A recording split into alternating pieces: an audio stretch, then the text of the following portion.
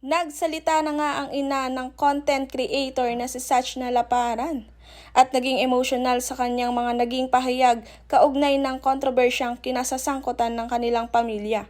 At sa video ngang ito ay ating mapapakinggan kung ano ba talaga ang mga sinabi niya sa boyfriend nitong si Jed patungkol sa milyon-milyong utang nito sa kanila.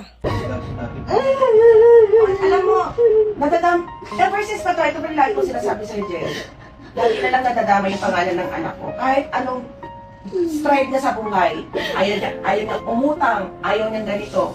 Pero yung partner niya, kakalag ka rin yung name niya, yun yung nasasaktan ako. So, ito, hinahabol ka ng pinagkakautangan mo.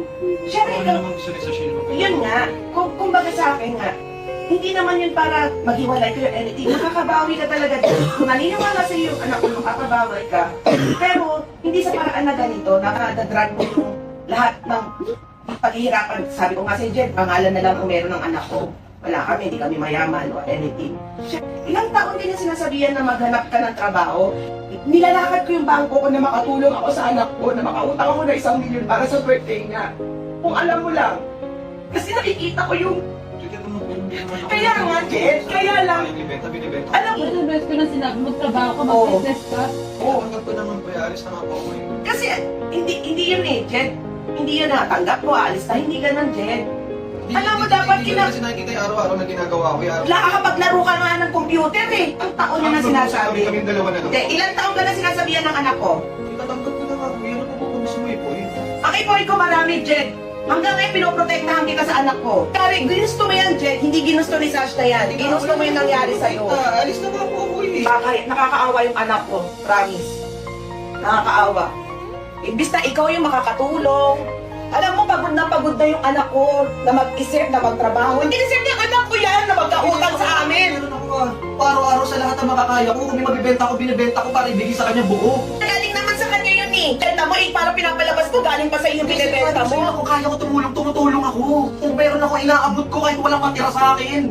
Natural yun, Jet. Kung kailangan sabihin niya sa anak ko at ipamuka. Oo, pati anak ko nadadamay. Pakit ni Steven, nadadamay yung anak ko. Putangin, alam ba nangyayari? Pupuntahan siya rito ng mga ibang tao para singilin si Sasha sa utang mo. Kaya hanggang ngayon, May 1 to 3, sabi niya, hindi ka pa nagbabayad. Pag hindi siya nakabayad ng 250,000, sabi mo ba kay Sasha na kung anong gagawin ni Steve pag hindi ka nakabayad? Inamin mo ba kay Sasha na yun? Hinihintay kita. Ilang buwan na akong hinintay, pero hindi ka nagiging totoo sa anak ko. Babayaran ko yung ba't aabot dun? Ay, sabihin mo kung anong mangyayari. Bakit hindi mo inamin sa anak ko? Ako hindi ko masabi sa anak ko dahil ikaw ang kami karapat na magsabi nun. Pero alam mo yung sabi ni Steve, kukumarin niya yung sasakyan mo. Kukumarin lahat ng kay Wala Sasha. siyang sinabi sa akin ganyan. Oh, tingnan mo. Wala siyang sinabi sa Kung akin. anong meron si Sasha, kukuhanin niya. Bakit nakuhanin? Oh, syempre, siya ang nakalagay doon sa cheque. Siya ang nag-garantor sa'yo. Ganun ang ginawa mo kay Sasha. Anong magagawa ng anak ko? Nag-garantor siya. Pangalan niya nandoon. Nasabi mo ba sa anak ko yun? Tita, babayaran nga po yun eh. Ba't ko sasabihin kung babayaran ko naman? Ilang bayad na yan? 2 years na yan sa kanya. Kung pinayaran mo yan, nung nagka-1 milyon ka, pinayaran mo siya ng 1 milyon. Binayaran ko siya 500k, tita. Nung sinabi sa akin ni Steve yan, sabi ko kay Steve, hindi pa pala sa siya yung sinasabi mo, sige, magkaharap na lang tayo ng demanda na lang tayo, Steve. Pero ang masasabi ko lang sa'yo, walang kinuha yung anak ko sa pera kay Jen. Ako yung kinausap ni Steve. Sabi ko, ba't ako kinakausap mo? Eh kasi natatakot ako, mamaya magalit ka sa akin. Sabi niya, ang balak ko, pag hindi nabayaran ni Jen, yung 12 million ko, si Sasha na sisingilin ko. Kaya tita, wala na kami ng anak ko, hindi mo na kailangan dagdagan lahat.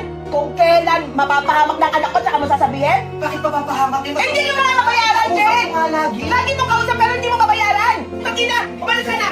Tangina ka, pahirapan mo yung anak ko? Hindi naman niya pinakailaman yung pera mo? Ikaw may kagagawan yan eh! Tapos yung anak ko magsasapa? Sinang-sira na yung pangalan ng anak ko! Pahiyang-pahiya na yung pangalan ng